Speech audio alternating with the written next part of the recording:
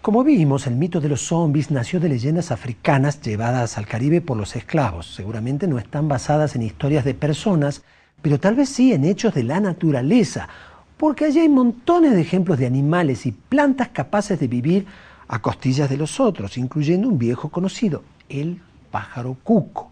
Y antes de ver los horrores que hacen algunos otros bichos, tenemos que mostrarles cómo hemos idealizado la naturaleza, donde suceden cosas que los humanos difícilmente haríamos. Allí parece que todo vale.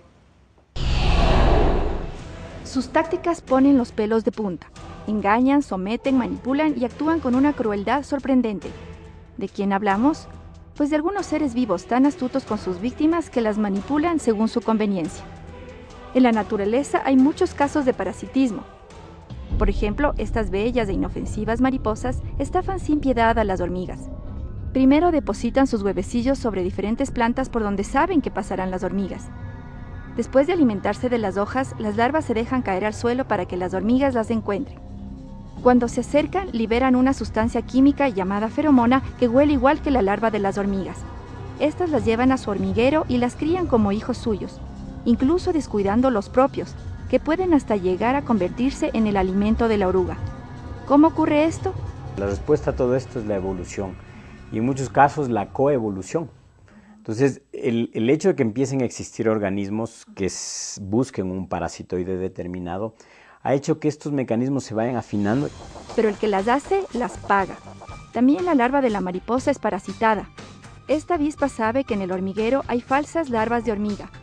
La avispa entra y cuando las hormigas tratan de defender la que cree en su cría, la avispa libera una sustancia química que deja a las hormigas confundidas. Y en ese mismo instante inyecta sus huevos en la oruga de la mariposa. Sus huevos se irán alimentando del cuerpo en el que se alojan.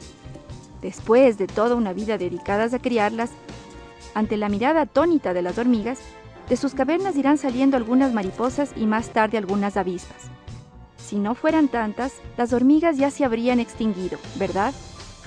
En el mundo vegetal también hay muchos ejemplos de parasitismo.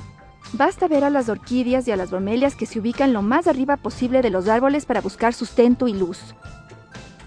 Después de una lluvia fuerte, el agua se acumula en los vasos de estas enormes plantas y este esfuerzo extra puede provocar la caída del árbol.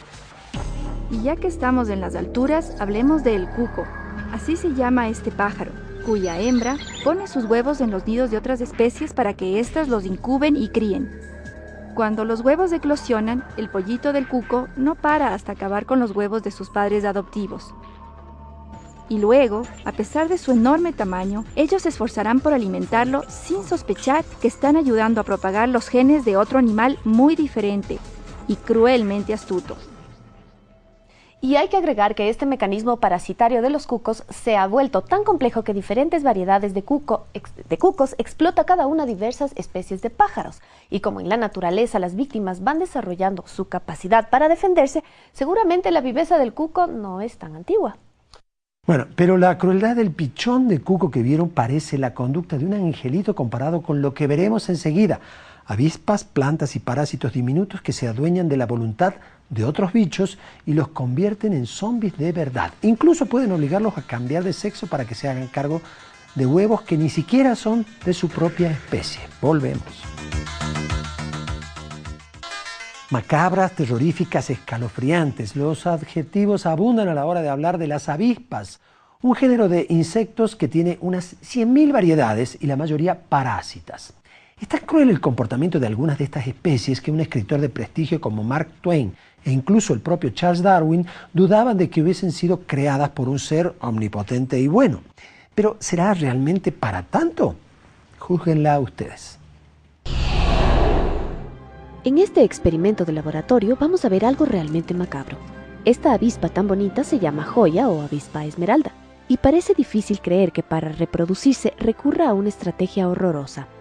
Ella deposita los huevos dentro del cuerpo de una cucaracha, y como no resulta fácil convencerla de convertirse en un vientre de alquiler, primero la envenena. Empieza por inyectar en la cabeza de la cucaracha un químico que bloquea la producción de octopamina, una sustancia que manda sobre el movimiento y el instinto de escapar. La cucaracha se paraliza, pero sigue viva. Es un auténtico zombie. Luego la avispa la lleva sin dificultad hacia su nido para inyectarle los huevos. Las larvas de la avispa crecerán lentamente dentro del cuerpo de la cucaracha. ¿Pero qué comerán? Pues el cuerpo de la cucaracha, al que irán devorando poco a poco. Cuando las larvas maduran y la nueva avispa sale, la pobre cucaracha no es más que un cascarón seco y sin vida. ¿Por qué actúan así?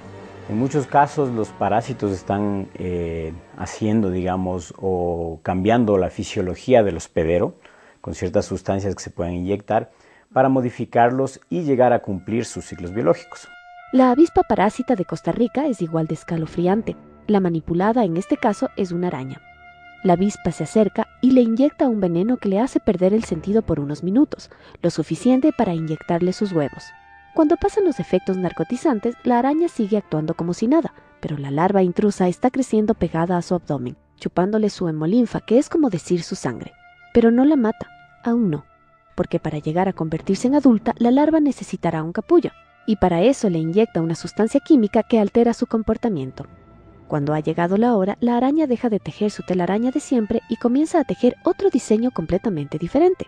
Está reforzada en el centro y es ideal para albergar los capullos de donde saldrá la avispa adulta.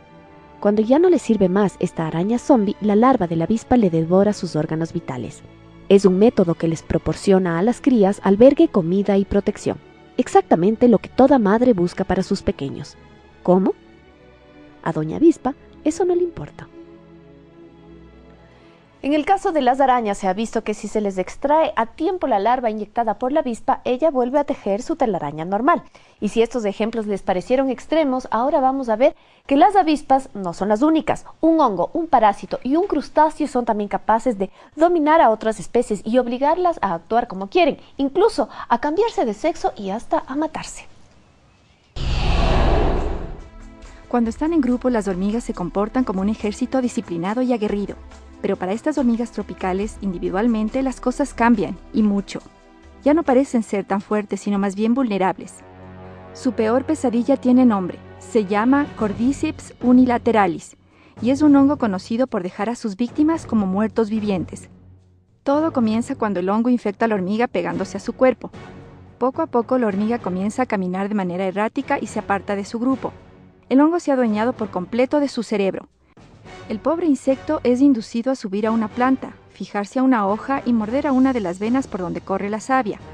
Sin quererlo, la hormiga sitúa al hongo en un ambiente óptimo para su crecimiento. Y mientras el hongo crece feliz, la hormiga muere.